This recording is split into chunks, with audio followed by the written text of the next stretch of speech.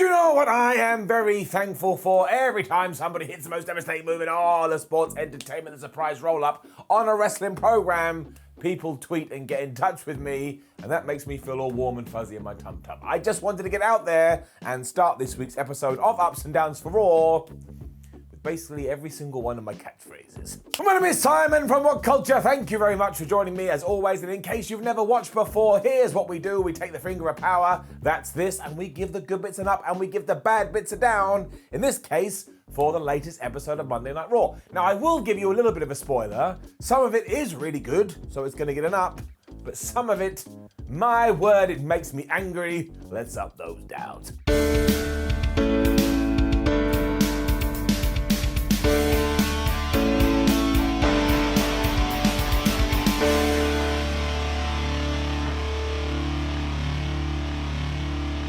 Started with Kevin Owens trying to prove to Big E, the WWE champion, that he was a good person, as Big E sat next to him, rubbing cocoa butter onto himself. And in this moment, I realized I love Big E, I love Kevin Owens, and I am so thankful they are at top of the card. And that goes for Seth Rollins too, because it was he that was doing the opening show promo this week, and he came out what can only be described as like a plastic dressing gown. It was very weird, and he wanted to let us know that nobody can trust Kevin Owens. He has known Kevin Owens for years, and every single time he'd be going around screwing everybody over. Wonderfully, KO then stormed to the ring, you would presume because he had heard enough, but also because Seth Rollins said his name so much, and that's what happens in wrestling. He went to beat him up, Seth Rollins got out of there, and if you can believe it, that's when the segment finished. So once this didn't go overly long, it did make sense, and it tied into what was going to happen at the end of Raw.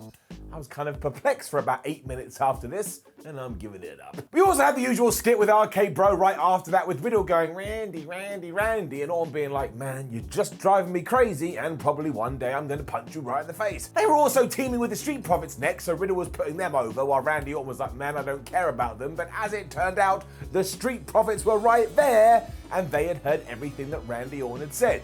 Do you want to know why I love the Viper? Because he looked at Montez Ford and he looked at Angela Dawkins. He just went, I don't care that you did hear this. I meant every single damn word. It was then time for this madness, with these four taking on the Dirty Dogs, Omos, and wonderfully, the returning AJ Styles. I had missed him. It was wonderful to see him, and this is getting it up. This was a proper war too, because it must have gone around about 20 minutes, and it was everything you kind of expect from an 8-man tag. I mean, at one point the good guys were up, and then at one point the good guys were down. AJ Styles got knocked off the apron, then he fell into the arms of Omos, which is the brand new name of my EP, and of course, this allowed the commentary team to be like, Omos, he is so tall. How is a man so tall? You know the deal. The real story to all of this, though, is that Riddle is now officially obsessed with Omos, probably because he is so tall. And Randy's like, look, we are the WWE Raw Tag Team Champions. We should be focusing on these titles, but his son isn't listening to him, especially here, because he was like, scrappy dude, he's like, I'm gonna get him, I'm gonna get him. As once again, Orton looked on like, this is not going to work, and he was right, it didn't. Because it ended with Riddle getting decked by Omos, and the key here is that even though it looked like Randy Orton was going to help him, Randy Orton did not help him because he was cut off by Dolph Ziggler and Bobby Roode. This is kind of like when you're watching a TV show and somebody gets killed, but you don't see the body. It's probably going to tie into something later on. It's a shame the bad guys didn't keep this energy either, because it probably wouldn't have worked. But after Dolph Ziggler had tagged in, AJ Styles was losing his mind because he wanted to slap instead. This led to Bobby Roode pushing AJ, so Omos was like, well, I'm going to throw you into the barricade because he's my best friend. And honestly, I have said it before and I will say it again, that barricade better be being paid double time, overtime, because it is getting ruined every single week. Amazingly, Riddle was still dead in the ring at this point after what Omos had done to him, and this is when Ziggler snuck in there and got the pin. That was a little bit like, what the flub is going on? But honestly, WWE never gets these kinds of matches wrong, because when you actually look at it from afar, their talent is pretty damn good. So this did achieve quite a bit, and afterwards Randy Orton gave the RKO to Dolphy Boy Blue, but as I always feel the need to say, at the risk of sounding like a broken record, we really do need some new tag teams in the tag team division. Bless Kevin Owens throughout this whole episode too, because he was so broken that Big E didn't believe he was a good person. He was trying to find as many other wrestlers as he could to try and get validation. And he started here with none other than Rey Mysterio. And I suppose most people would do that because everybody sees Rey as their dad, very sadly for KO, I don't really think Mysterio wanted anything to do with this. And as he had a segment of his own, he was like, yeah, sure, Kevin Owens, whatever you say. As a small spoiler, this was going to end very badly. But it was a straight up down with what came next.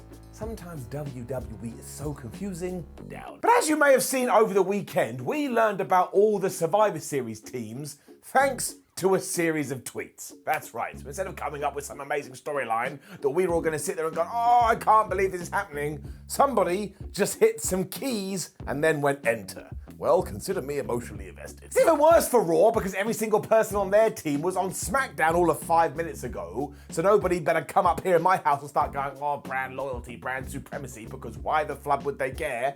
And this got even weirder when the Mysterios were in the ring and out came Adam Pearce. Because his beef was that even though the Mysterios are on that Survivor Series team, so is Kevin Owens, so is Seth Rollins, and so is Finn Balor. So when you take them and Ray, they've all been world champions, whereas Dominic hasn't. And I was like, well, that's not his fault. You put him in the team and you sent out the tweets. If you wanted to turn this into an angle, why didn't you go the other way? So we then had the most retroactive story ever, as Adam Pearce was like, well, Dom, you can still in the match if you beat this man.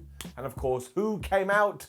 Bobby Lashley. Now, thankfully, he was here with MVP, which means MVP is back on Raw, and that's always a wonderful sight to see, but you already know what went down.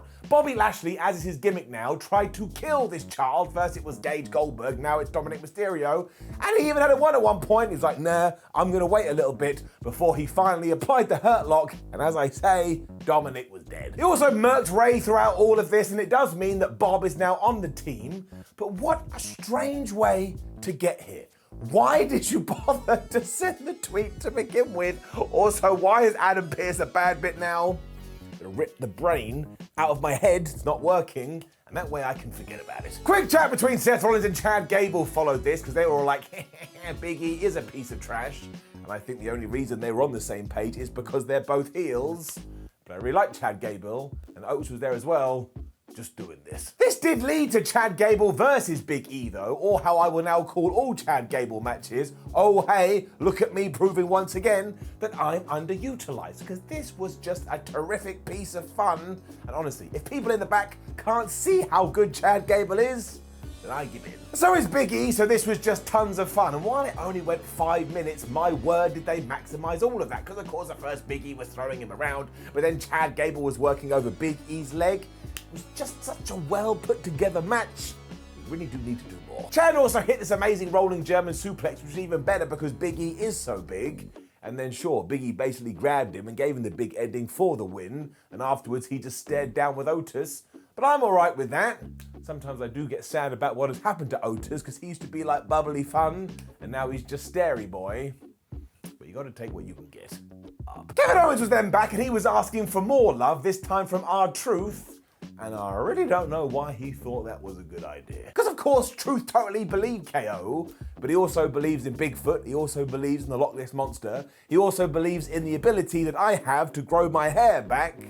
So in short, yes, this was a waste of Kevin Owens' time, and he just walked off. It was then more insulting Survivor Series nonsense next, and I just do not understand how WWE can't see it. Down. This was even worse because it affected other areas of the show, but we were in the back where Sonya Deville was talking to Bianca Belair, Liv Morgan, Carmella, Zelina Vega, and Rhea Ripley and saying, oh hey, you are now the Raw Survivor Series team, but in the spirit of healthy competition, why don't you also have a fatal 5-way match with the winner becoming the #1 contender? If you were quiet enough, you could have heard Corey Graves go, well, how are they going to coexist at the pay-per-view? And also because Doudrop, Dana Brooke, and Nikki Ash were here, they also all stuck their oar in.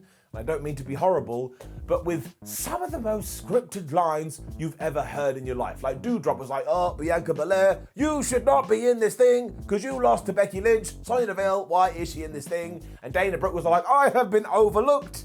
Honestly, it's just ridiculous. It was even more strange because throughout all of it, Zelina Vega just stood there doing her Queen's wave, and I was like, I do not know who this is for.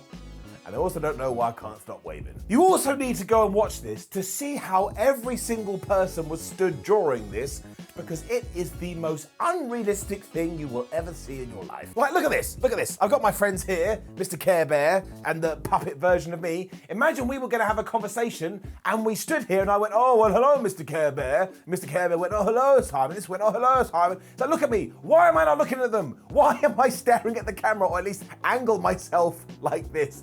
None of it makes any sense, and if anybody saw me doing it, I would be arrested. I mean, sometimes WWE, sometimes let them talk as if they were just in the street and you have the camera follow them. Rey Mysterio was then all upset with Adam Pearce, as he would be. He had basically killed his kid, so I suppose we're going to do Bobby Lashley versus Rey Mysterio at some point. And this is when Austin Theory ran in there and took a selfie, and somehow nobody noticed this. I've also just realized that Puppet Miller is still on the screen. Get out of here. WWE then proved me right, though. Cheers, dudes. Because there was a massive melee for the 24/7 championship, which saw 6 of the most devastating move in all of sports entertainment, the surprise roll-ups, which just goes to show how devastating it is. But it started with Drake Maverick versus R-Truth, and before we got anywhere, Shelton Benjamin, Cedric Alexander came out to cause a ruckus, which means, 1, they ain't with Bobby Lashley anymore, because they've been separated, but also 2, it means the WWE isn't ever going to bother giving us an explanation as to why they got back together. Down. This did allow Maverick to hit the first most devastating move in all of sports entertainment, the surprise roll-up, and then Tozawa did it, and then Corey Graves did it, and then Byron Saxton did it, and then I think Drake Maverick did it again before Reggie finally got the last one. There it is, 6, meaning while he had lost the 24/7 championship, it ended with him winning it back. And look, to a point this was fun, but it just comes across as such filler, because as soon as it was over, we just transitioned into the next segment, and it was almost as if it didn't exist. So as I always say, if WWE doesn't act like they care about this, why would I? Down. It was also then time for our fatal 5-way women's #1 contender match, and I will say this, not only did WWE give it time, but I thought it was really, really fun. I mean, there were some stupid elements in there, but it is wrestling. I'm giving it up. Becky Lynch was also on commentary, which was a hoot, and after a big brawl, we did get into this.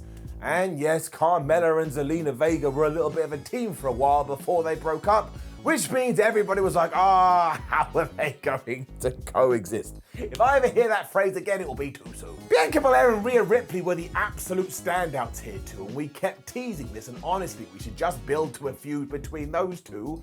But everything else here, like I say, was actually really good. There was a bunch of near falls and a bunch of last-minute breakups. I was really enjoying myself. I think everybody at one point had the thing won as well. Like Rhea Ripley hit the riptide, but that didn't work. And Liv Morgan hit the Oblivion, but that didn't work either. And Bianca Belair even hit the KOD. And that's where somebody hit the shenanigans button. Because if we are talking about future feuds, after she had got so upset about this earlier, Doudrop was there and she stopped Bianca from getting the win. Now that makes absolutely no sense, because if she did become the #1 contender and then Doudrop attacked her, Doudrop could go after the belt. But don't worry about it, who needs sense? Just to take it down a notch or two, of course it did end with the most devastating move in all of sports entertainment, the surprise roll-up. And the best thing about this is that Carmella had it won with the surprise roll-up before she got surprised by Liv Morgan, who hit a surprise roll-up. Now look, it gets a pass this time, but if anybody from WWE is watching, there are other moves. Let Xavier Woods do, he can do all the surprise roll-ups, and nobody else should do it. I'm thinking about retiring it soon. I'm getting a bit bored of going, rah! And let's face it, it is never going to change. However, throwing that all over there, this was actually pretty damn fun. Rollins and Big E were then having the most aggressive chat you've ever seen in your entire life, mostly because Big E doesn't trust Seth Rollins, to the point he was going to march out to the ring and watch the main event up close and personal. This also led to a little bit of a skit where Austin Theory came out, so Big E just broke his phone. So does that mean we're going to do Big E versus Austin Theory? And I'll be honest with you, I hope so. I always want fresh matches. We also had Seth do a promo beforehand where he wound everyone up by saying, oh, me and Kevin Owens have been in cahoots the whole time. But this is when Kevin Owens just stormed out there and started to whip some ass. And more people in wrestling, or WWE I should say, I should do this. And it's not their fault because Vince McMahon decides who can do what.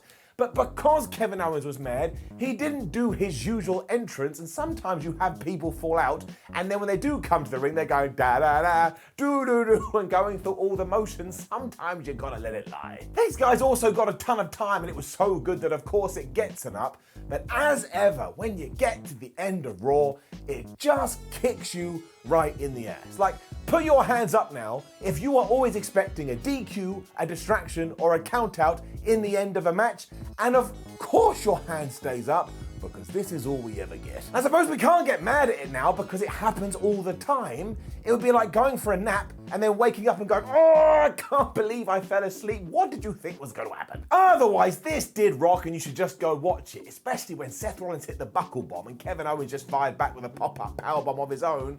I was just like, man, I want to be this good at wrestling. And the damage was so much, both of them spilled to the outside. And that's when it got quite bad. Because when they did go flying out the squared circle, Big E just basically sidestepped, which was awesome because it made him look like a damn hero.